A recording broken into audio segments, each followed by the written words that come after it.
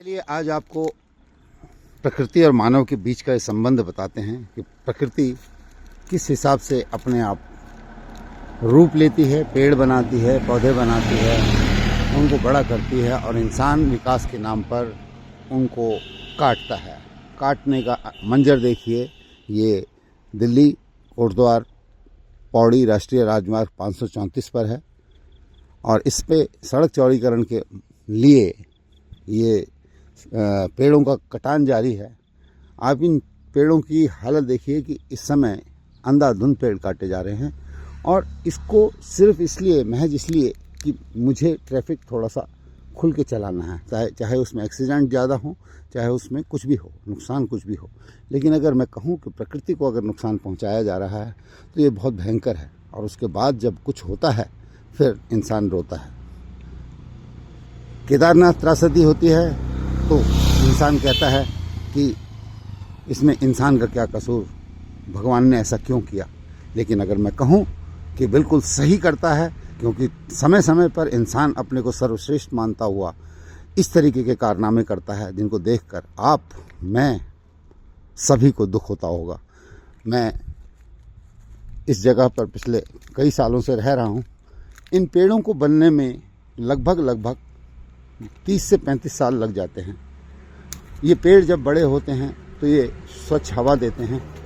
आप दिल्ली का पॉल्यूशन उसके लिए रोते रहते हैं, लेकिन जहाँ पॉल्यूशन शुद्ध है वहाँ इस तरीके का आप मंजर दिखाते हैं, इस तरीके से आप बर्बादी करते हैं और इस बर्बादी का कोई इसका कातिल नहीं है। कातिल है तो सिर्फ वो इंसान है जिसको विकास चाहिए। विकास चाहिए अपनी सुविधाओं के लिए, विकास चाहिए अपनी गाड़ियों के लिए, विकास चाहिए मुझे जल्दी जाना है, मेरे पास समय नहीं है। और इन सब के बातों के करते इंसान अपने को इस तरीके से आगे बढ़ाता रहता है और ये ऐसा नुकसान करता है। मैं इस समय पे लाइव हूँ यहाँ पर, इसलिए मुझे शायद वो दुख हो रहा हो जो आप लोगों को शायद वीडियो में ना हो रहा हो, लेकिन वास्तव में तकलीफ़ बहुत बड़ी है। क्यों इंसान इतना बड़ा अपने को मानता है और क्यों इस तरीके से प्रकृति के साथ खिलवाड़ करता है।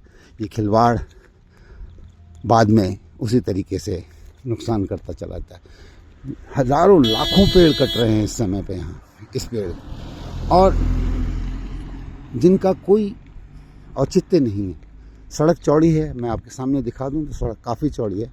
आप यहाँ से यहाँ तक की अगर सड़क की चौड़ाई नापेंगे तो ये 30 मीटर अपने आप ही, लेकिन नहीं, मुझे इससे भी चौड़ी चाहिए क्योंकि मुझे चाइना से लड़ना है, मुझे बड़ी बड़ी गाड़ियाँ भेजनी हैं। मेरे पास गाड़ियाँ अब बड़ी हो गई हैं, ये छोटी गाड़ियाँ तो हम चलाते ही नहीं हैं। ये सब इंसान के मन का एक बहुत बड़ा वहम है और इसी वजह से वो नुकसान करता है और फिर बाद में रोता है।